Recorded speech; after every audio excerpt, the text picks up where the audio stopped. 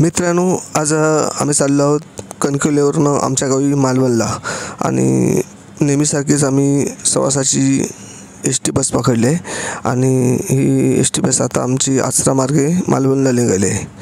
आणि गावी आता कसं वातावरण झालं आहे, सकाळची खूप थंडी वाटत होती ट्रेनमध्ये आणि आता उतरलो गावामध्ये तर कसं भरपूर उष्णता वाटते, कारण कशी आता होळी होऊन गेलेली आहे आणि त्यामुळे वातावरण कसं सर्व गरम असं वातावरण सगळीकडे झालेलं आहे आणि उष्णता पण भरपूर वाढलेली आहे.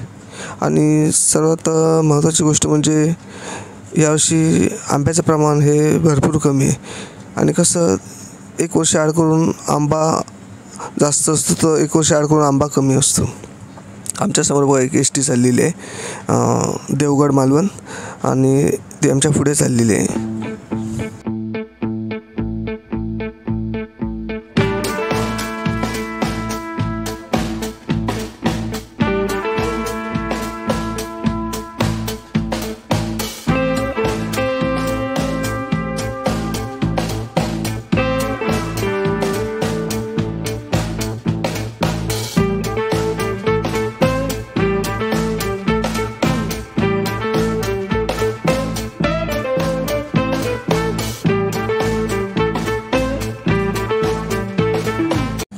मागच्या व्हिडिओमध्ये मी तुम्हाला सांगितलं होतं की जो आपण एस टीतनं उतरतो तर एस टीच्या पुढून किंवा मागून रस्ता क्रॉस करायचा नसतो.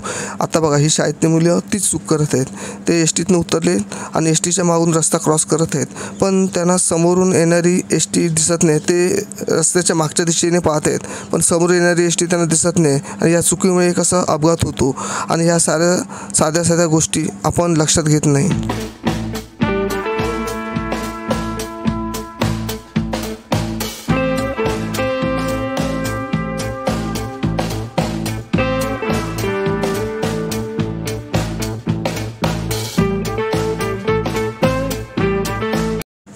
घरी आलो आणि साफसफाई केली आणि झाडाचा जो पालापाचोळा पडला होता तो आम्ही एकत्र केला आणि जाळायला घेतला. पण आम्ही हा पालापाचोळा एकत्र करताना आम्हाला त्यामध्ये कशा काजूच्या बिया अशा पडलेल्या दिसल्या, तर आम्ही म्हणालो की ह्या काजूच्या बिया आल्या कुठून.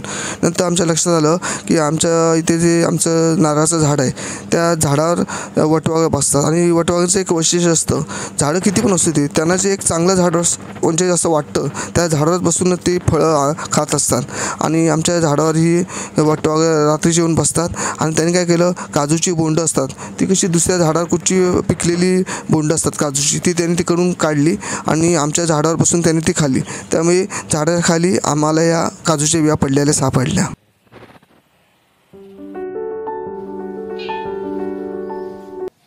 मनीमाऊ आमची शांत अशी बसली आहे आणि आमच्याकडे बघून आवाज करते. आणि आता घराच्या पाठी आमच्या खाडी आहे, त्या खाडीच्या इथे आम्ही आलो आहोत. जर असं थंड वारा सुटला आहे आणि असं कसं फ्रेश वाटलं आम्हाला खाडीच्या इथे आल्यावर. बघा ही आमची खाडी किती मोठी खाडी आहे आणि समोर जो पाहतात तो तळाशील गाव आणि हा आमचा इकडचा रेवंडी गाव. किती स्वच्छ पाणी आहे बघा आमच्या खाडीमध्ये. आणि ह्या खाडीचं वैशिष्ट्य म्हणजे आमची खाडी आहे, या खाडीला जो बंधारा बांधला आहे किनाऱ्याने बघा खूप, म्हणजे हा बंधारा भरपूर लांब हा असा बंधारा बांधला आहे. हा बंधारा बांधला आहे आपले महाराष्ट्राचे लाडके मुख्यमंत्री, तुम्हाला नाव माहीतच असेल, ते मुख्यमंत्र्यांनी हा आमच्या खाडीला असा संरक्षण भिंत अशी बांधलेली आहे आणि असा बंधारा त्यांनी खूप लांबपर्यंत केला. म्हणजे ही खाडी आमची म्हणजे मसुरा, बांधवडा, जुवा एकदम पुढे म्हणजे अशी आचरा मार्गे अशी भरपूर लांब खाडी केली आहे. आणि हा सर्व बंधारा या लाडके आपल्या मुख्यमंत्री यांनी बांधल्या आणि त्या मुख्यमंत्र्यांचं नाव आहे AR अंतुले साहेब. त्यांनी साधारण 1980-81 या कालावधीत हा गडगा बांधलेला आहे. आणि त्यामुळे कसं आमच्या जमिनीची जी खाडीमुळे धूप व्हायची ती थांबली आणि असं मोठं कार्य या लाडक्या मुख्यमंत्री साहेब AR अंतुले यांनी केलं. त्यामुळे आम्ही त्यांचे विशेष आभार व्यक्त करतो.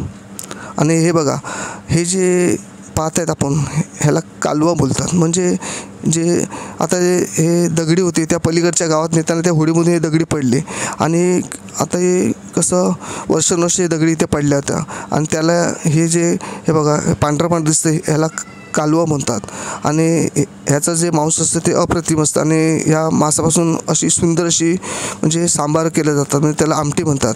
आणि जी कालवं असतात ही कालवं, आणि ही जर आपल्या पायाला चालताना लागला दगड तर ब्लेडपेक्षा ह्याची धार अशी म्हणजे पॉवरफुल असते. या दगडावरून चालताना अगदी सावकाश सांभाळून चालावं लागतं, अशी ही कालवं.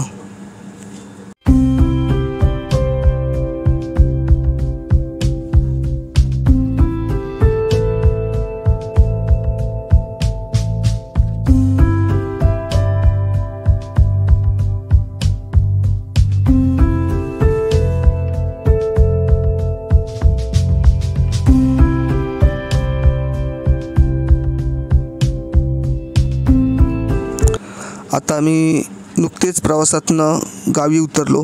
आता दुपार जेवण काय करायचं, तर आम्हाला वाटेत 2 कैऱ्या मिळाल्या होत्या कच्च्या. त्या आम्ही कैऱ्या बारीक कापल्या आणि त्याच्यात कांदा बारीक कापून टाकला आणि मुंबईवरनं सुका जवला भाजून आणला होता. आणि मग आता काय करणार, सुका जवला आणि हे कोकमाचे तुकडे ते बारीक करून त्या सुक्या जवल्यात टाकणार आणि मिक्स करणार. म्हणजे कांदा, कैरी, सुका जवला आणि कोकम, आणि त्याच्यात थोडंसं मीठ टाकणार आणि मिक्स करणार, म्हणजे तोंडाला झालं. आणि काय केलं, कुकरला आम्ही खिचडी भात लावला आणि आता तो खिचडी भात आणि हे म्हणजे कैरी, जवला आणि कांदा खाणार. म्हणजे कसं आजचा दिवस कसा तरी ढकलायचा, कारण आता मी नुकतंच मँगलोर ट्रेनने आलो आणि मँगलोर ट्रेन ही रात्रीची असते आणि कसं रात्रीचं जागरण झालं त्यामुळे कसं डोकं गरगरतं आणि कशी झोप येत असते आणि कसं पूर्ण थकायला झालं. तर आम्ही आता शॉर्टकट वापरला आणि असं आमचं जेवण आम्ही दुपारचं केलं. पण आम्ही कसे 2घंच जण आता गावी आलो ना, त्यामुळे असं घरातली माणसं कोणच नाहीत, सगळे मुंबईला आहेत, त्यामुळे आम्ही असा शॉर्टकट वापरला.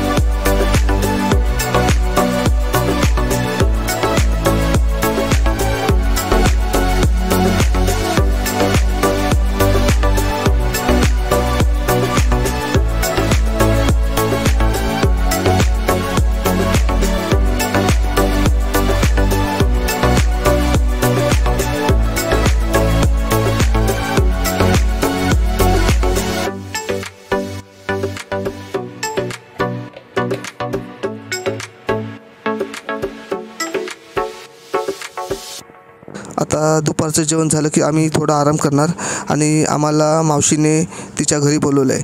मग आता थोडा आराम करणार आणि आम्ही आमच्या मावशीच्या घरी जायला निघणार.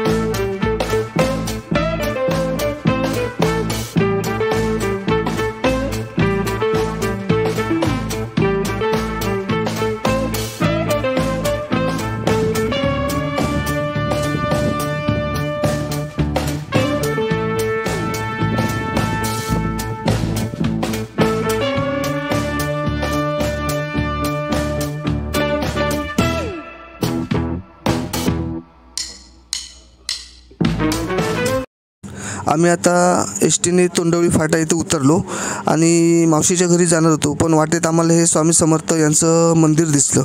मग आम्ही विचार केला की पहिलं स्वामी समर्थ यांचं दर्शन घेऊया आणि नंतर मग मावशीच्या घरी जायला निघूया. मग आता आम्ही स्वामी समर्थ मंदिराकडे आता चाललो आहोत.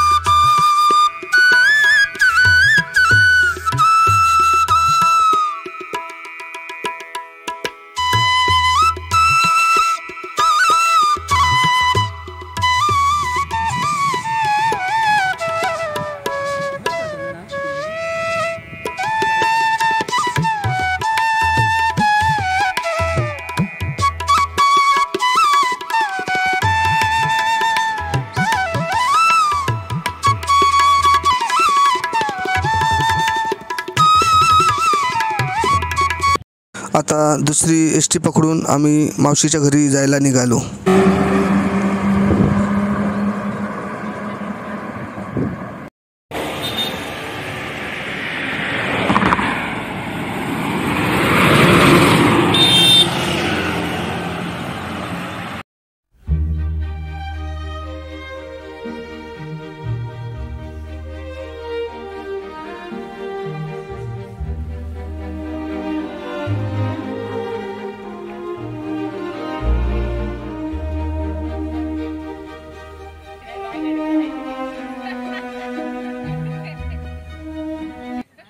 आता आम्ही एस टीतून आमच्या मावशीच्या गावी उतरलो आणि इकडे पण असं सुंदर वातावरण आहे गावात. मावशी आमची बऱ्याच वेळ थांबून आमची वाट पाहत होती की आम्ही कधी येतोय.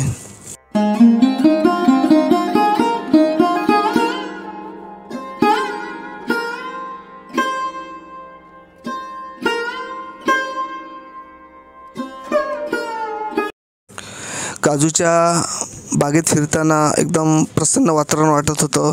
तो काजूचा सुटलेला वास आणि काजूची लाल लाल पिकलेली बोंडं आणि बाजूला आंब्याची झाडं पाहून मन एकदम प्रसन्न झालं.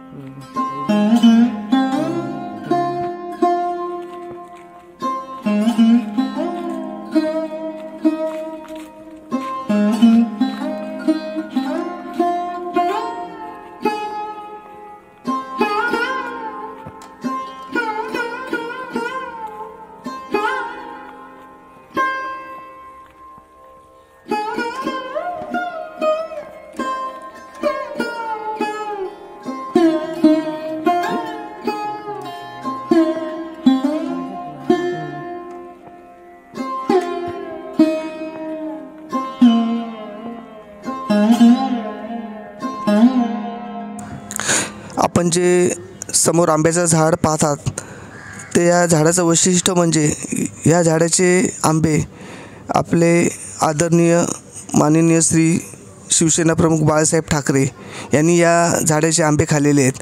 कारण कसं यावर्षी या झाडाला फक्त 3-4च आंबे आलेत, पण या झाडाचे वैशिष्ट्य म्हणजे या झाडाला पाहिल्यावर माननीय श्री शिवसेना प्रमुख बाळासाहेब ठाकरे यांची आठवण येते. कारण या झाडाचे आंबे स्वतः त्यांनी खाल्लेले आहेत. असे हे आंब्याचं झाड. या झाडाचा आंबा भरपूर मोठा होतो. म्हणजे हा आंबा म्हणजे मोरंब्याचा आंबा नाही किंवा आपण म्हणतो ना राजापुरी आंबा किंवा खोबरी आंबा, तो तसला आंबा नाही. ही आंब्याची वेगळी जात आहे आणि ह्या आंब्याचे जे आंबे आहेत ते खूप मोठे होतात. असं एक वैशिष्ट्यपूर्ण हे आंब्याचं झाड आहे.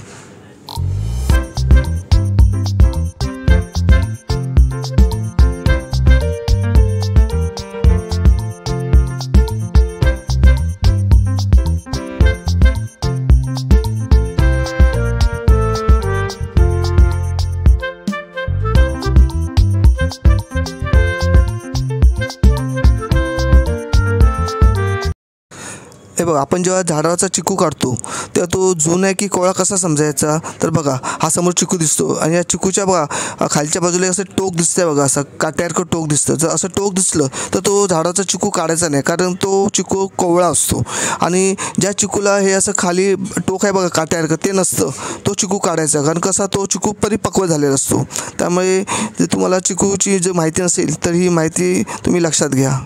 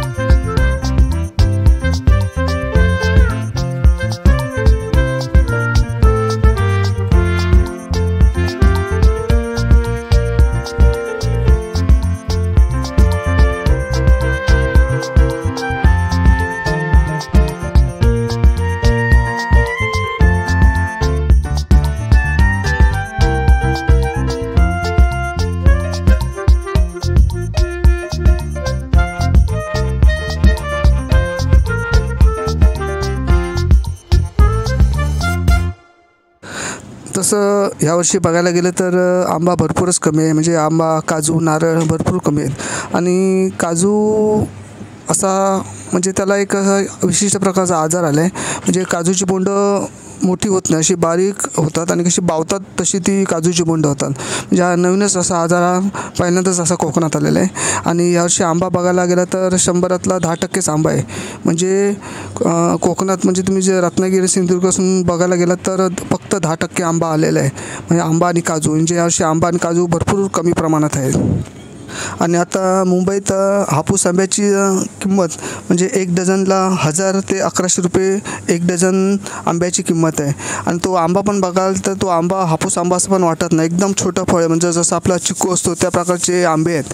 आणि आंब्यात पण आता कशी भरपूर आता भेसळ व्हायला लागली. म्हणजे बेळगावची कर्नाटकचा जो आंबा येतो तो देवगड हापूस या नावाने विकला जातो आणि लोकांची भरपूर प्रमाणात अशी फसवणूक होते. म्हणजे कोकणातल्या लोकांना पण तो आंबा ओळखता येत नाही की हा देवगडचा हापूस आहे, रत्नागिरी हापूस आहे की कर्नाटकचा आहे. ते म्हणजे एवढी आंब्यामध्ये तफावत आढळते. आणि आता कसं आलं, लोक पण हापूस आंबा घेताना 100 वेळा विचार करतात, कारण आंब्याच्या पेटीत भरपूर फसवणूक होते. आणि तुम्ही जर कुठून म्हणजे कोकणातून आंब्याची पेटी विकत घ्या किंवा मुंबईच्या मार्केटमधनं घ्या तर तुम्ही पेटी घेतली तर त्यात तुमची फसवणूक होते. म्हणजे फसवणूक अशी होते की काय करतात ते पेटीमध्ये वर जो आंबा असतो तो मोठा ठेवतात आणि खालच्या आणि मधल्या भागी छोटा आंबा ठेवला जातो. त्यामुळे ग्राहकांची भरपूर फसवणूक होते. त्यामुळे तुम्हाला जर आंबा घ्यायचा असेल देवगडचा किंवा रत्नागिरीचा तर शक्यतो पेटीमधला आंबा घेऊ नका. असा सुट्टा आंबा असतो तो तुम्ही विकत घ्या. म्हणजे कसं तुम्हाला डोळ्यासमोर तो आंबा दिसेल छोटा आहे की मोठा ते.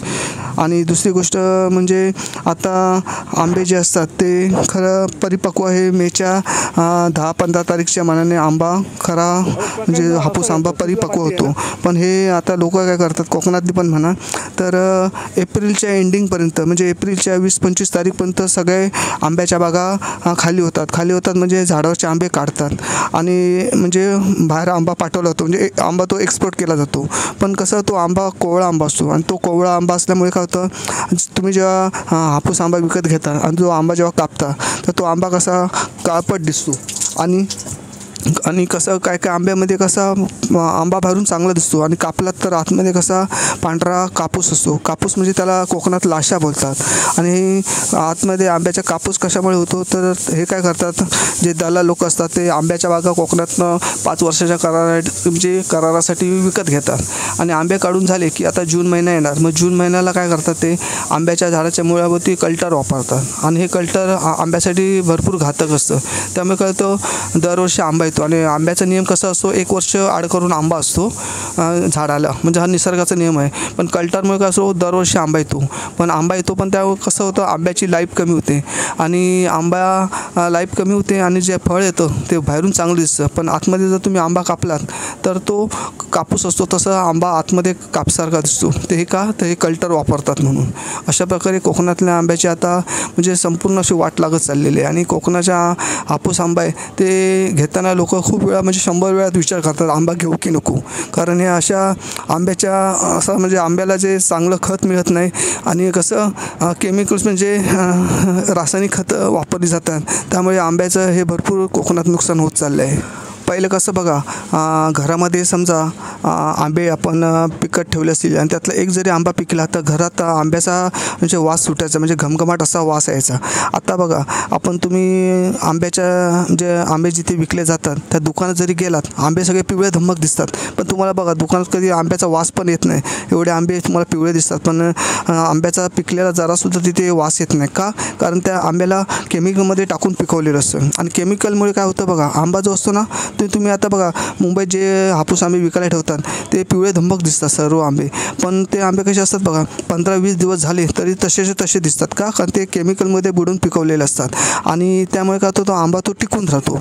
आणि जो ओरिजिनल पिकलेला आंबा असला तो बघा 2-3 दिवसात तो असा आवळतो आंबा आणि मग खराब होतो. पण हे केमिकलमध्ये टाकलेले आंबे 15-20 दिवस चांगले असे टवटवीत राहतात आणि कशी लोक हे फसतात आणि जास्त पैसा देऊन पण लोकांना असा चांगला माल आंब्याचा मिळत नाही. त्यामुळे हापूस आंबा घेताना जरा विचारपूर्वक घ्या आणि शक्यतो बागेतले आंबे विकत घ्या तुमच्या डोळ्यासमोर. आणि कसं आंबा घेतला तर मेच्या नंतरच घ्या म्हणजे साधारण मेच्या 9-10 किंवा 15 तारीखला या मानाने तुम्ही आंबे विकत घ्या. म्हणजे कसा त्यावेळी आंबा हा झाडावरचा परिपक्व पिकलेला असतो आणि असे आंबे घेतले तर तुम्हाला चवीला पण गोड लागतील आणि तुम्ही जी पैसे देऊन विकत घेतलेले असतात म्हणजे त्या तुमच्या पैशाची किंमत पण योग्य रीतीने होईल. त्यामुळे आंबे घेतले तर मेच्या पहिल्या आठवड्यात आंबे विकत घ्या. आणि हापूसपेक्षा पण चांगला आंबा चवीला म्हणजे हा बघा समोर जे तुम्ही पाहता तो मानखुर्द हा आंबाचं एक वैशिष्ट्य म्हणजे कसं माहिती आहे आंबा एकदम रसाळ असतो आणि एकदम गोड असतो चवीला. म्हणजे हापूसमध्ये फसवणूक होण्यापेक्षा हे आपले मानखुर्दचे असे आंबे घेतलेले खूप फायद्याचे पडतात आणि आंबा पण असा एकदम परिपक्व झालेला आहे. आंब्याच्या देठावरून आंबा कोवळा की जुने ओळखायचं म्हणजे आंब्याच्या बाजूला जे वलय झालेलं असतं असं गोलाकार म्हणजे कायचा आंबा एकदम परिपक्व झालेला आहे. त्यामुळे तुम्ही हापूस आंब्याच्या भानगडीत पडण्यापेक्षा मानखुर्द आणि पायरी हे आंबे घेतले तर खूप ते चवदार असे आंबे असतात आणि आम्हाला जास्त आवडतो हा मानखुर्द कारण हा असा बघा झाडावर एकदम परिपक्व तयार झालेला आंबा आहे आणि असे आंबे कधी पण विकत घेतले तरी कधी आपले पैसे वसूल होतात. त्यामुळे तुम्हाला जर कधी मार्केटमध्ये गेलात तर हे मानखुर्द जातीचे आंबे भेटले तर अवश्य खरेदी करा. आता दुसरा आंबा म्हणजे रायवळ आंबा आणि रायवळ आंबा चवीला अतिशय गोड असतो आणि कसं रायवळ आंब्यामुळे तुम्हाला वेगवेगळी आंब्याची चव चाखता येते. आणि कसं पूर्वीच्या लोकांनी रायवळ आंबे लावलेले होते, पण आताच्या या पिढीने काय आलं, ती रायवळ आंब्याची जी झाडं होती जुनी ती त्यांनी तोडून टाकली. त्यामुळे आता कसं रायवळ आंबे आता कमी होत चालले आहेत. त्यामुळे प्रत्येकाने हापूस आंबे लावण्याच्या भानगडीत पडण्याच्या रायवळ आंब्याची पण लागवड केली पाहिजे, जेणेकरून पुढच्या पिढीला रायवळ आंब्याची चव चाखता येईल. आणि खरोखर हे आंबे स्वस्त आणि मस्त असतात आणि चवीलाही खूप म्हणजे अप्रतिम असे आंबे असतात. त्यामुळे रायवळ आंबे पण तुम्ही मार्केटमधून विकत घ्या. आणि ते आंबे कसे खूप म्हणजे लहान मुलांना तर खूप हे आंबे आवडतात. ते कसे चोखून खायला म्हणजे अप्रतिम असे आंबे लागतात.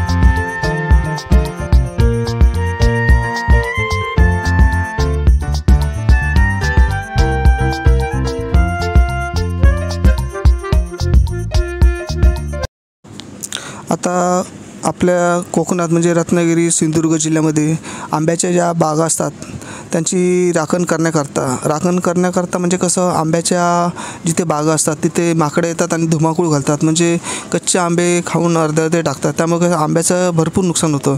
त्यामुळे आता कोकणात काय करतात, आंब्याच्या बागांची राखण करण्याकरता हे नेपाळी लोकं असतात त्यांना ठेवलं जातं. आणि ही लोकं असतात ती प्रामाणिकपणे काम करतात. म्हणजे सकाळी त्यांची 6 वाजता ड्युटी चालू होते ते संध्याकाळी 6 वाजेपर्यंत. आणि ते हातात असे बॅचके घेऊन पूर्ण आंब्याच्या बागा फिरत असतात आणि कुठे जे माकडं दिसतील त्यांना ते हाकलवतात. आणि त्यामुळे कसे आंब्याचं नुकसान हे होत नाही. त्यामुळे आता कोकणात बऱ्याच ठिकाणी नेपाळी लोकं ही आंब्याच्या बागांची राखण करण्याकरता ठेवतात. बघा, हे नेपाळी पहाटे 5:30ला उठले आहेत आणि ते जेवण तयार करत आहेत. आणि 6 वाजता सकाळी ते लगेच जेवायला घेणार. म्हणजे ते दुपारचं जेवण जेवत नाहीत. आता नंतर डायरेक्ट संध्याकाळी जेवणार. बघा, आपला गाव सोडून हे इकडे आले आहेत मेहनत करत, आपलं पोट भरत आहेत. आणि आता कसं आंब्याचा सीझन संपला की ते 1 जूनला आपल्या गावी पुन्हा रिटर्न जातात.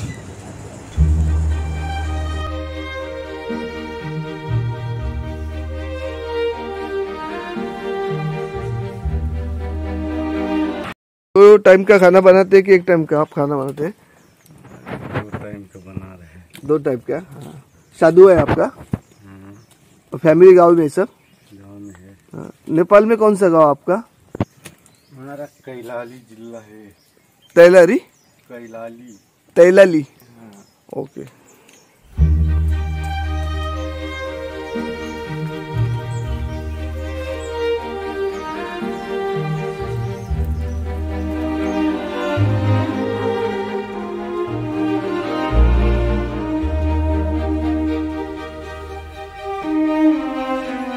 आपका नेपाल हमारे मालूम जैसे रहते हैं क्या? हाँ, खेती बीती रहती है ना गांव में? खेती हमारा बहुत रहता है। बहुत है आपका? हाँ। ऐसा लंबा लंबा रहता है कि बाजू बाजू में घर रहते हैं आपके नेपाल में? बाजू बाजू में। बाजू बाजू में रहते हैं क्या? हाँ। और ठंडी बहुत पड़ती है ऐसी? ठंडी तो अभी कम हो गया। हाँ। और उधर रोजगार है क्या, ऐसा काम धंधा? रहता है। हाँ। उन कम ज्यादा रहते कि कम रहते हैं? थोड़ा कम रहता है। हाँ। और अपना सैलरी कैसा रहता है उधर? काम देख देख रहता है ना। कम रहते हैं क्या? दिन का 500 रहता है। दिन का 500 रुपये? हाँ।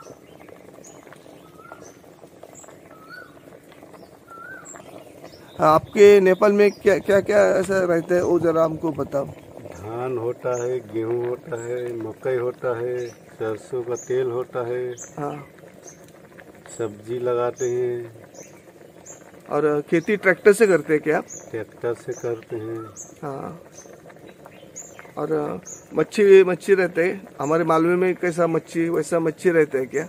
हमारे उधर दूसरा जैसे मच्छी रहता है। मच्छी लेकिन मीठा पानी का रहेगा ना? हाँ। ऐसा।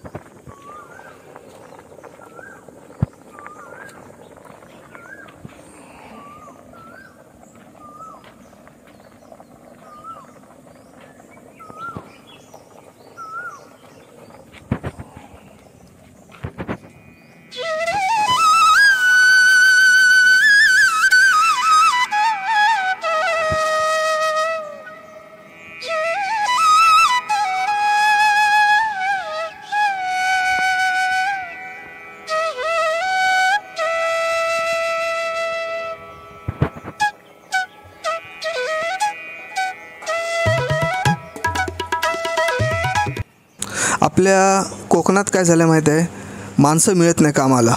कारण कसं सगळ्यांच्या हातापाय पाडावं लागतं. आता समजा नारळात चढणारी माणसं ती पण मिळत नाहीत. त्यांना म्हणजे 10-12 वेळा जाऊन सांगावं लागतं या नारळ काढायला, तरी पण कोण मिळत नाही. तसं सुतारकाम करणारी माणसं मिळत नाही, गवंडी काम करणारी माणसं मिळत नाही. किंवा समजा तुमचं रेस्टॉरंट असेल तर तिथे म्हणजे जेवण बनवण्यासाठी सुद्धा कोकणात माणसं मिळत नाही.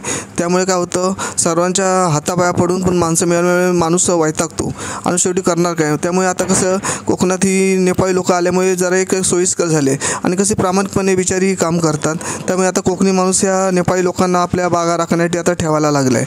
आणि कसं आपली कोकणी लोकं कशी फक्त ते बहाणे भरपूर असतात त्यांच्याकडे. त्यामुळे कसं रोजगार कोकणात आहे पण त्यांना कसं करायला नको. त्यामुळे आज आपला कोकणातला माणूस मागे पडत चाललेला आहे. त्यामुळे कसं ह्या लोकांना मग लोक अशी काम देतात आणि कसं त्यांचं काम हे प्रामाणिकपणाचं असल्यामुळे प्रत्येकजण कोकणी माणूस ह्या लोकांना आपल्या बागा राखायला किंवा इतर कामं करायला ठेवून घेतात.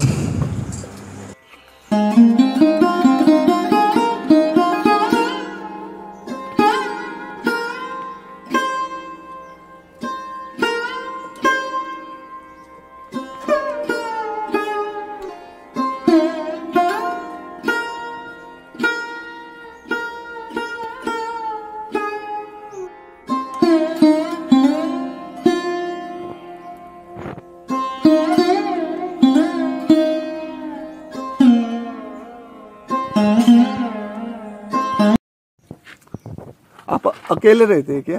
नहीं, 2 आदमी। 2 आदमी के। और दूसरा किधर है? वो मिटवाऊ गया। मिटबाव यानी देवगढ़? नहीं, इधर ही है मिटवाऊ। मिटबाव इधर है। हाँ, बघा ही माणसं बघा आपला गाव सोडून इकडे येतात, किती मेहनत करतात आणि आलेल्या परिस्थितीवर मात करून कसं आपलं जीवन जगत आहेत. आणि आपला कोकणी माणूस काही कामधंदे नको करायला, फक्त ह्याच्या त्याच्या उठाड्या करत बसायच्या आणि दिवस ढकलायचा. आणि खरोखर मेहनत कशी करावी ह्या लोकांकडनं शिकायचं. आता हे कसं त्यांना महिन्याला 13-14 हजार रुपये पगार असतो आणि मग हे जे पैसे पगार जमा करून मग आपली शेतीसाठी जी लागणाऱ्या वस्तू ते खरेदी करतात आणि मग आपल्या गावी जाऊन ते शेती करतात. खरोखर कशी मेहनत कशी करावी ते ह्या लोकांकडनं शिकून घ्यावं.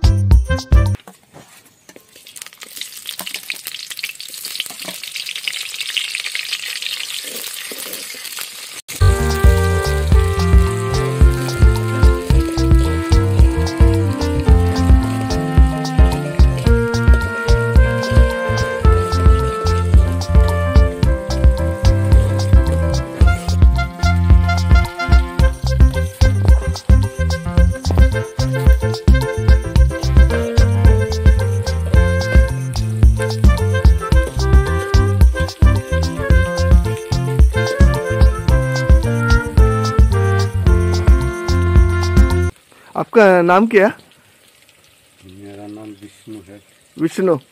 और सरनाम क्या आपका? विष्णु कठरिया। विष्णु कठरिया, ओके। आपके इधर थापा नाम के भी आदमी रहते हैं ना? हाँ, वो दूसरा जात का है वो। थापा कौन सा दूसरा जात है क्या? वो कौन से कास्ट में आते हैं? रहते तो नेपाली है लेकिन जात दूसरा दूसरा रहते हैं। हाँ आपका इधर दूसरा दूसरा जात रहते हैं ना। हाँ हाँ बराबर। हमारे इधर भी।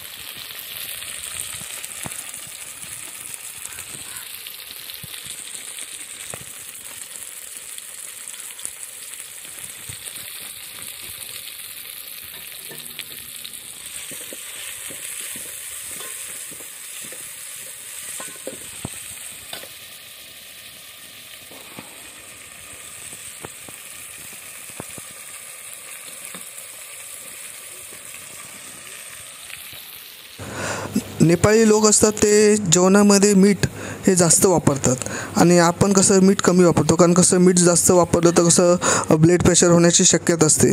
पण हे नेपाळी लोक बघा किती मीठ वापरतात. आता ही भाजी समोर करतात, ह्या भाजीला केवढं आपण जरासं मीठ वापरतो, पण हे नेपाळी लोक बघा तो चमचा अर्धा चमचा ते मीठ वापरतात जेवणामध्ये. त्यानं मी त्यांना विचारलं की तुम्ही एवढं मीठ वापरता? तर आम्हाला एवढं मीठ लागतं जेवणात.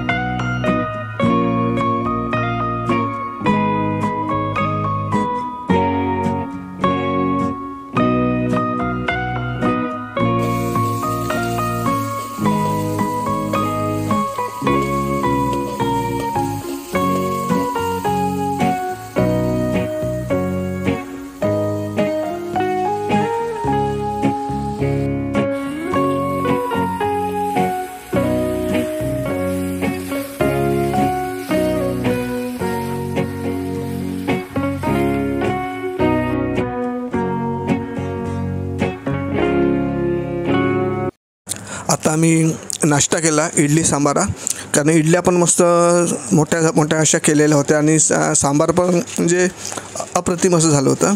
आम्ही नाश्ता केला आणि त्यांना पण नाश्ता करण्यासाठी बोलवलं होतं, तर ते आता नाश्ता करत आहेत. आणि आता आम्हाला लगेच आचऱ्याच्या बाजारात जायचं आहे, जरा बाजारात जाऊन खरेदी करायची. तर आता आम्ही निघतो. आमची आता एस टी आली, तर चला जाऊया आपण आचऱ्याच्या बाजारात.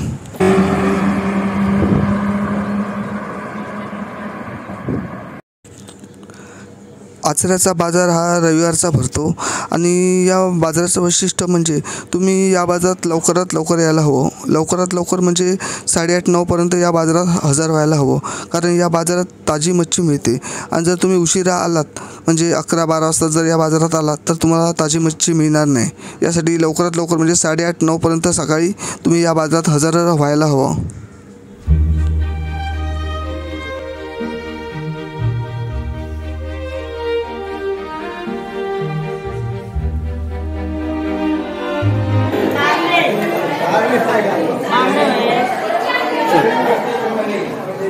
मुरिये नाही काय नाही.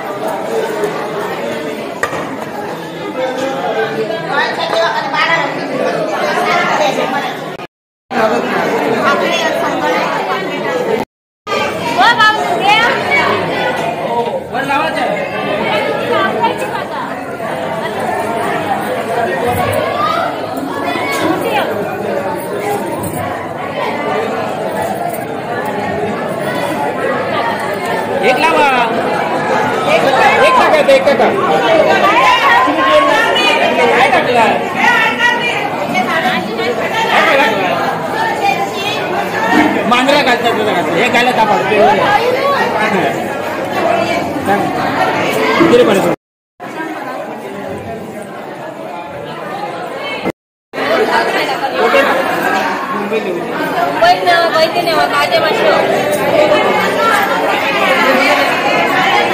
हे दोन लावा हे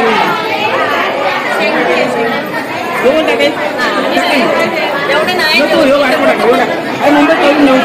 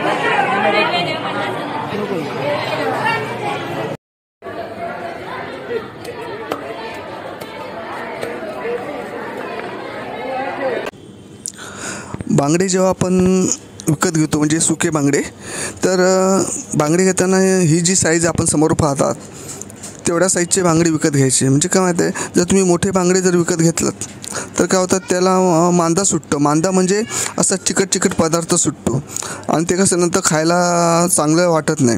म्हणून बांगडे घेताना हे म्हणजे छोटे पण घ्यायचे नाही आणि मोठे पण घ्यायचे नाही. आपण जसे समोर पाहतात तशी मीडियम साईजची क्वालिटी विकत घ्यायची.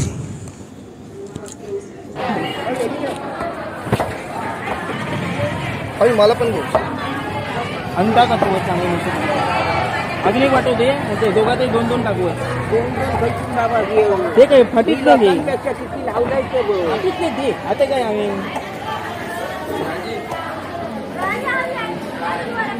मे मध्ये येऊ तुमच्याकडनंच घेऊ पुढे.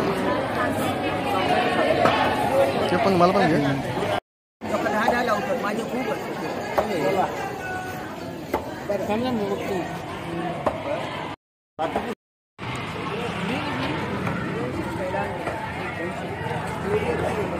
किती रुपये?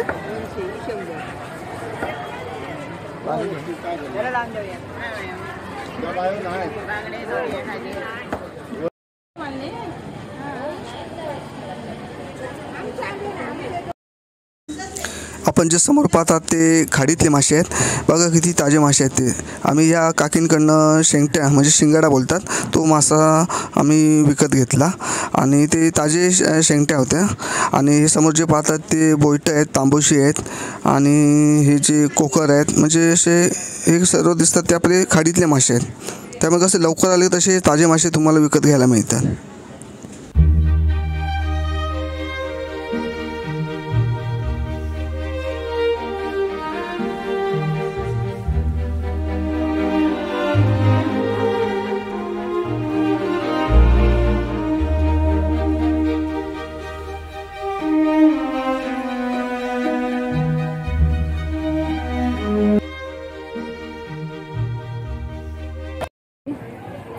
शंभरान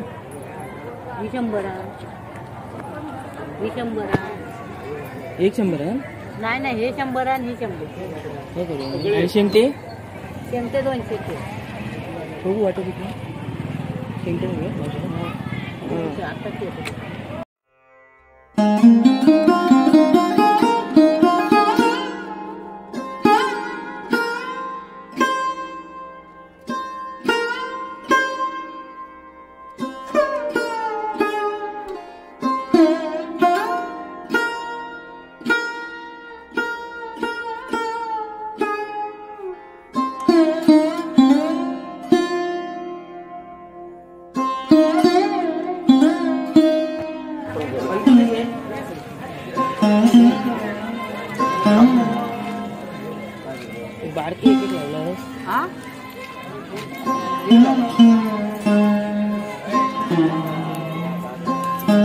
वांगी बिंगी लावले जरा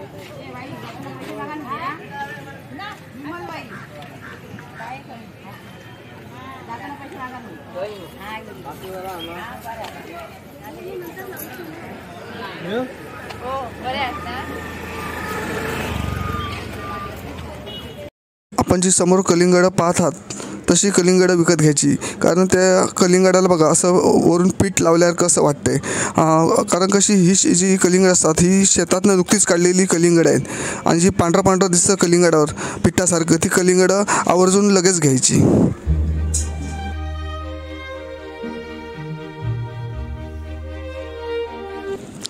आता आम्ही आचऱ्याच्या बाजारातून आलो आणि आमची मावशी आता मासे सुटी करायला बसली आहे, कारण आता आम्हाला लगेच थोड्या वेळाने मुंबईला निघायचं आहे, त्यामुळे जेवण लवकर व्हायला पाहिजे, म्हणून मावशी आता मासे सुटी करायला बसली आहे.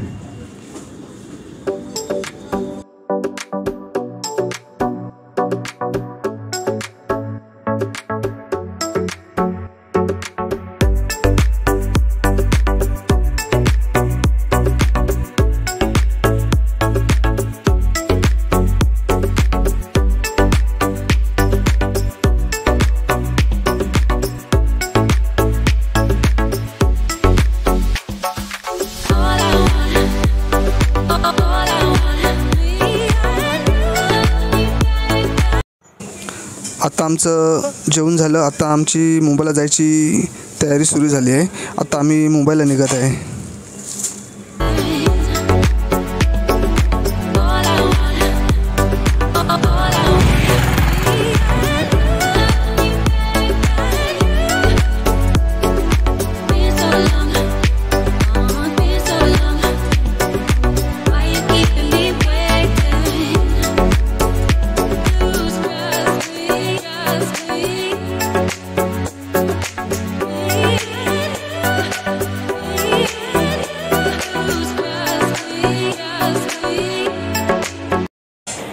आमची एस.टी. आता आली मालवणला जाणारी.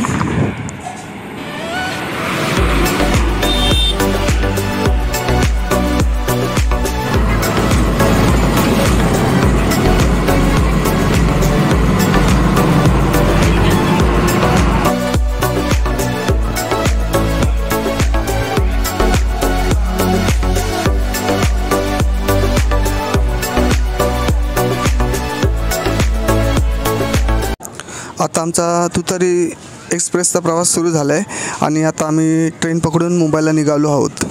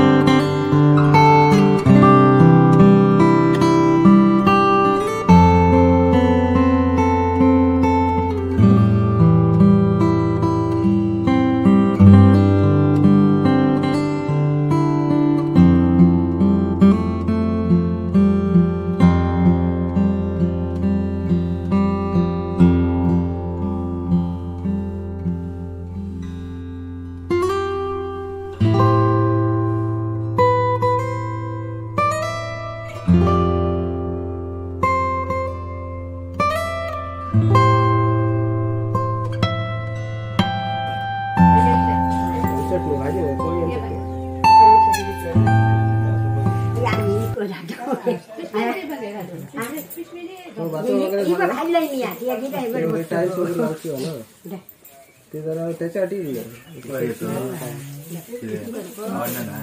आवडतं आता पण काय माहिती उद्या संध्याकाळी हे दोघं भाजी नाही खाऊचे काय नाही आणि गवार दिली बघ तरी काय असं काय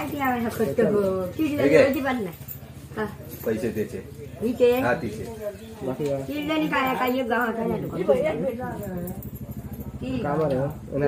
पेंडीच बदलून घ्या ना नाही पेंडीच बदलून घे वाल कशी काढतेलं मोठी घ्या ना जरा हा हे बघ आता सगळं दोन देव 20 रुपयाचे परत 3 देव गोंधळ झाला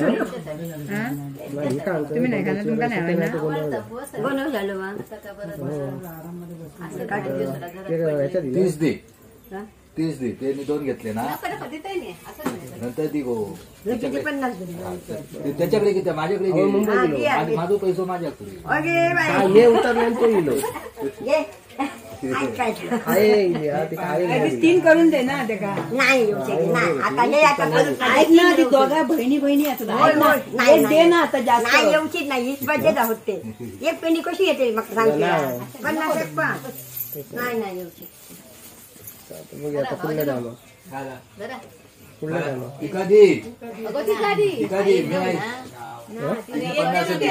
नाही कशी अजून काय नाही आणखी काय लागले ना नाही काय नाही बाजारात निघा आंबे 20 रुपये हो ते आता मोठे करूया आता 100 माझ्याकडे सुटे मागता नाही करतो शंभरचे नोट आंब्या बघते 50 दिले ना आणि तुम्हाला 30 देऊ आहे ना असं हे 20 देऊ फक्त असतले 10 रुपये हो आधी चिल्लर दी चला नाहीच होत बघा तू असले तर मी तुला दिले असतं नाही होत खालते दिलंय ना खालते होते हे 10 रुपये म्हणजे 5 हे 5 करून ढाबू घाल ढाबू 5 आणि हे 5 कर आणखी 15 20 देवायला पाहिजे 80 झाले मग बरोबर हा झाले हो म्हटलं ही 20 देता मग औषधी गोडी बरी होत नाही तुम्हाला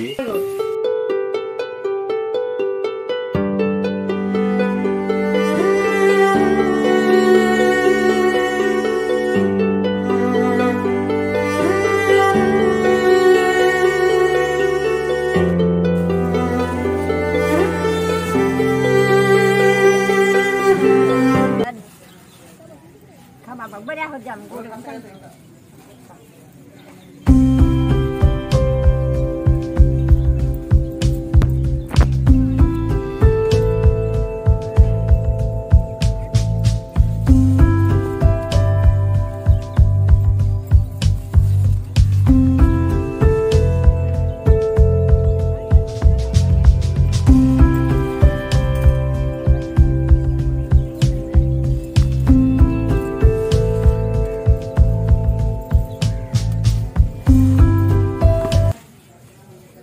गाव आहे रे वाडीचं बघतो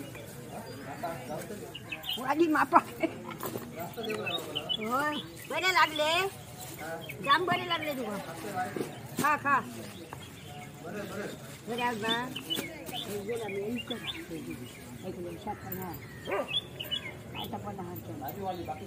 बाकी काय नाही अजून 50 मिनिट जाऊ ना हो बरं लागतं ना या परकानाकडले हाते रे बसा घराकडे काय करते होय का ना याच्या दारात त्याच्या दारात बरं हो